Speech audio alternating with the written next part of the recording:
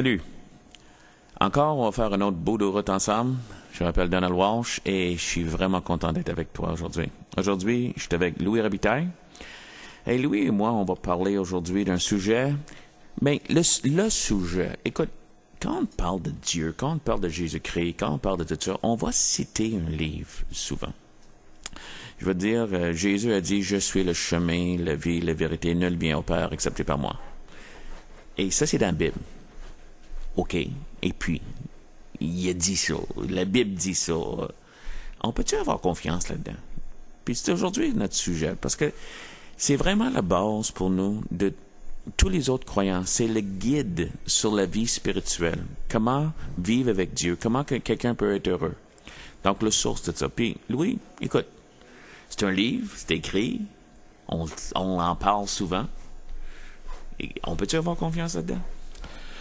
Moi, je trouve que pour aborder cette question-là, il y a une notion qui est peut-être utile. C'est que je fais un parallèle. En politique, moins t'en dis, plus t'es sécure.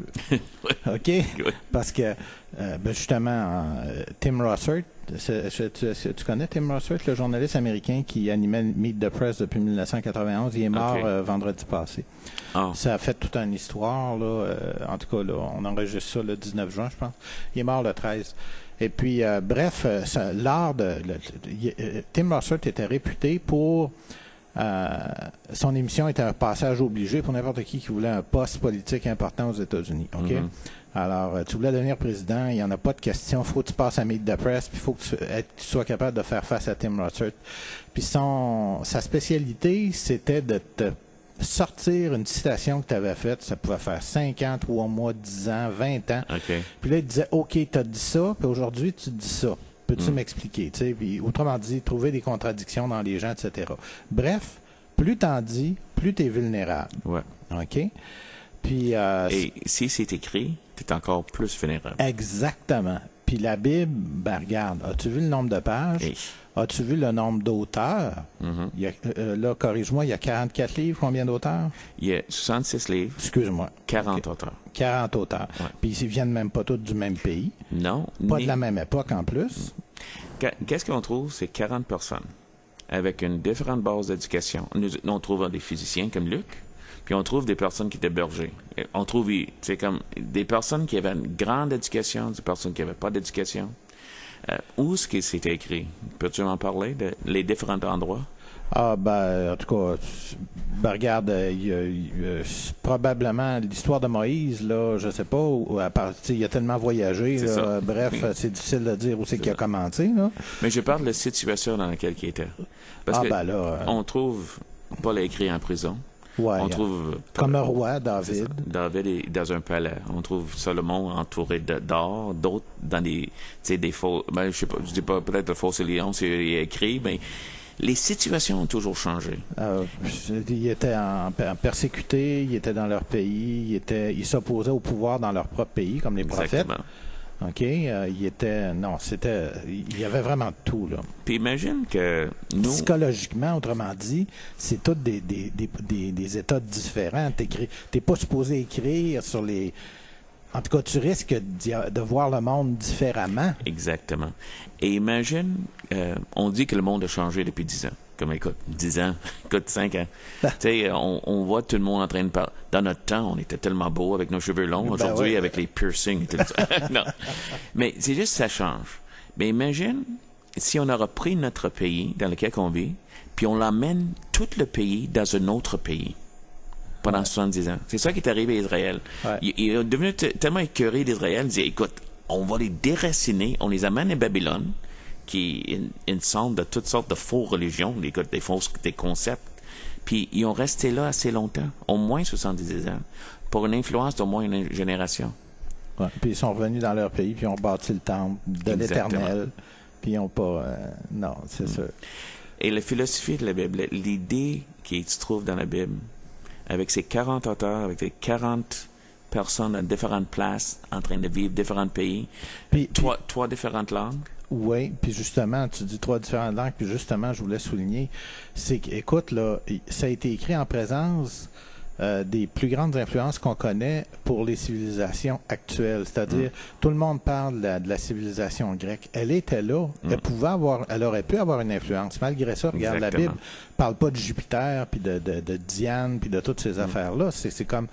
Puis l'autre grande influence, c'était les civilisations du croissant fertile qui appelaient là, les Assyriens, les Babyloniens, puis tous ceux qui les ont précédés, les Ninives, puis tout ça. Puis encore là, ils étaient complètement étanches, semble-t-il. En tout cas, où ils connaissaient ces civilisations-là, mais il semblait qu'ils s'en étaient pas, qu'il y avait quelque chose de différent, qu'ils jugeaient supérieur, en tout cas, à leurs yeux. Selon l'étude historique, Babylone avait tellement une influence sur le côté religieux que les influences existent encore aujourd'hui. Ouais, L'idée, le central...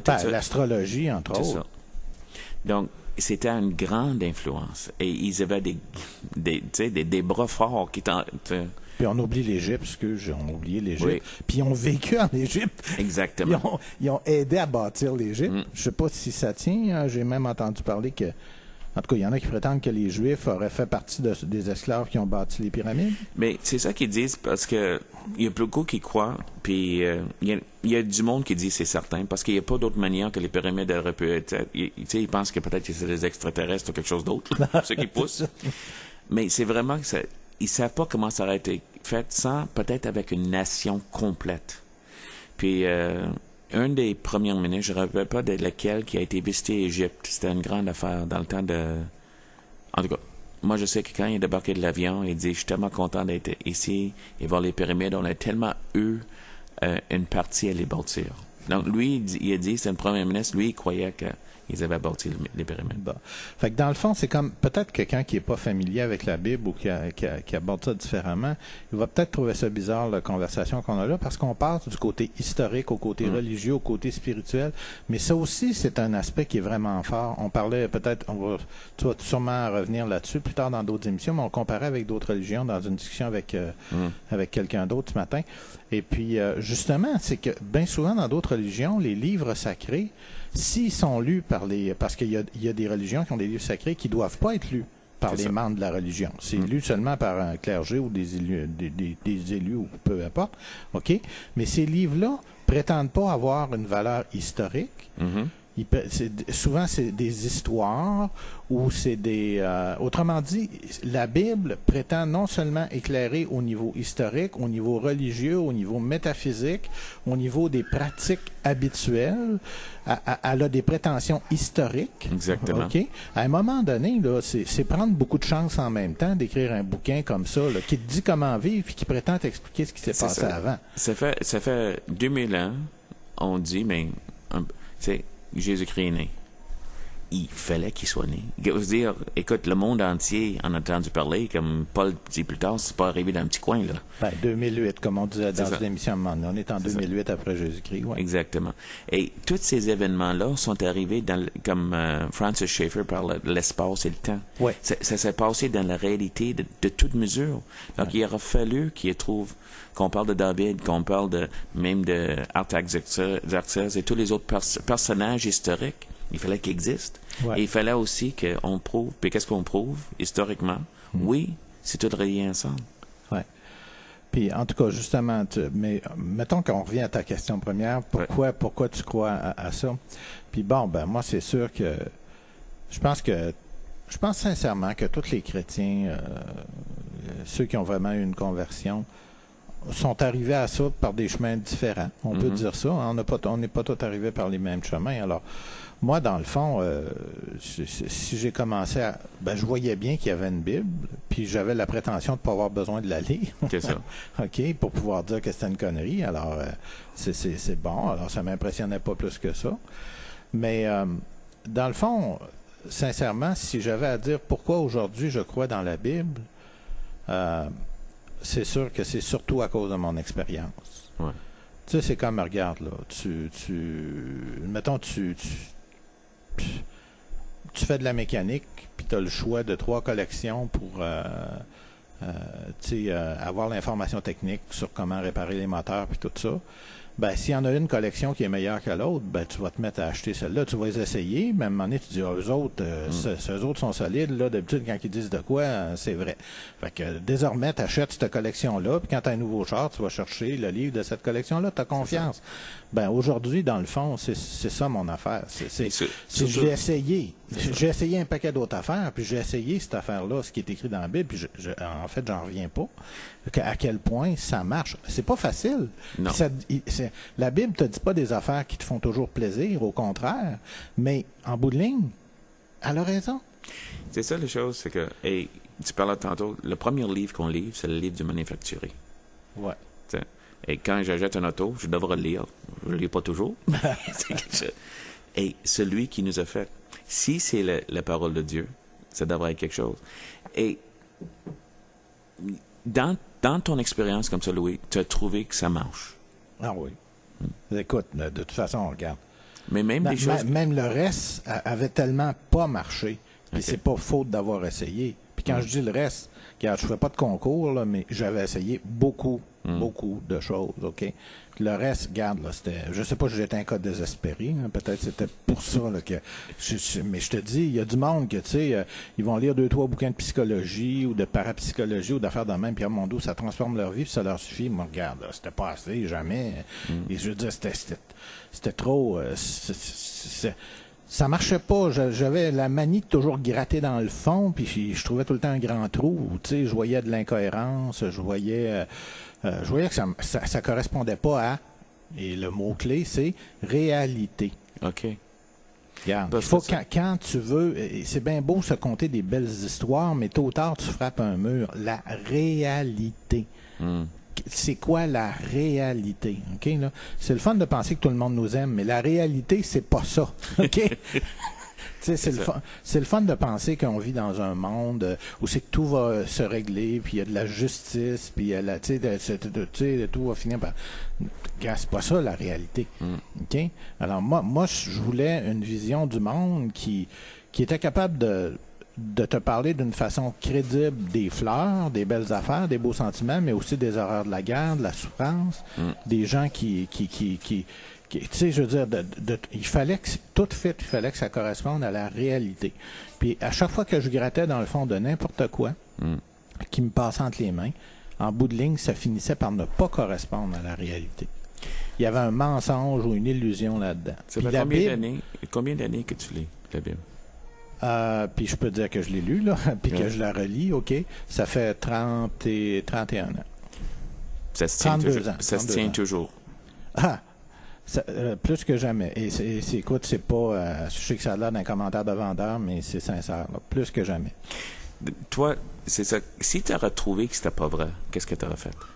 Ben, écoute, j'étais au bout de mes bras, ça se remplit sur le tas, là. Je veux dire, de toutes les autres affaires que j'avais essayées. Donc, personne n'est en train de te payer pour dire ça aujourd'hui. Non, surtout pas. Puis en fait, je suis bien prêt à payer pour le dire. J'ai aucun problème. C'est ça. En fait, c'est plutôt ça. Puis je pense que pour être chrétien aujourd'hui, il faut payer. Excuse, là, regarde, là, on a beau dire qu'on vit moi, ça me fait tellement rire quand tu parles de la liberté de conscience. Oui, il y a moyen d'écrire des belles lois puis de faire chanter des beaux principes, mais regarde, aujourd'hui, justement, avec la commission Bouchard-Taylor, puis le débat sur OCR, toutes sortes d'affaires, il y a la question de la liberté de conscience qui vient en tout cas, c'est discuté, là, mais puis les gens, il y en a qui tout d'un coup arrivent dans ce débat-là. Mais regarde, je suis devenu chrétien en 77. Mais regarde, là, en 77, quand tu devenais chrétien et que tu étais convaincu, tu faisais face à toutes sortes de formes de persécution dans le fond social. Oui. Tu sais, j'ai perdu mes amis, je me suis fait traiter de stupide, de fou. Dans ma famille, ça a été des débats à n'en plus finir. Tu te fais faire des gens bêtes, tu te fais donner des coups de poignard dans le dos parce que tu es un chrétien. C'est ça. OK? Puis des fois, OK, soyons honnêtes, là, des fois, tu y vas un peu trop fort, tu essaies d'être prêchi un peu, là, preachy, là, comme on dit. Bon, tu payes pour, c'est pas de tes affaires de dire au monde comment vivre, ça, je suis d'accord. Des fois, tu manges des claques, c'est de ta faute. Mais il y a vraiment des fois où c'est juste parce que les gens peuvent pas supporter que tu crois vraiment à cette histoire-là. Puis, en tout cas, excuse. Donc, bref, quand tu es chrétien, tu payes pour. Ça, c'est une chose. Donc, tu as trouvé quelque chose qui fonctionne. Ouais. C'est ça qui est devenu la base de ta vie. Ouais. Et ton témoignage aujourd'hui, c'est que ça fonctionne. Oui. C'est que Dieu ne nous a pas laissés sans un guide. Il savait qu'est-ce qu'on avait besoin sur Terre. Et c'est pour tout le monde qui nous écoute pour le moment. Que si eux-mêmes commencent à lire la Bible, ils vont trouver des réponses pour leur vie. Absolument. Donc, je t'invite à le faire. Je t'invite de commencer à le lire. On va faire quelques autres émissions sur la Bible. Pourquoi on croit là-dedans. Puis je t'invite à nous écouter. Mais surtout, sachez que Dieu t'aime. T'as pas laissé seul. Puis t'a donné une guide sur terre. Une guide qui pourrait être lue par tout le monde, par toi, et être compris. Je t'invite à ouvrir une Bible, la regarder. Si jamais tu veux en avoir une, tu as nos coordonnées selon l'émission, puis ça nous fera plaisir de vous envoyer un Nouveau Testament. Passez une bonne journée. Merci, Louis.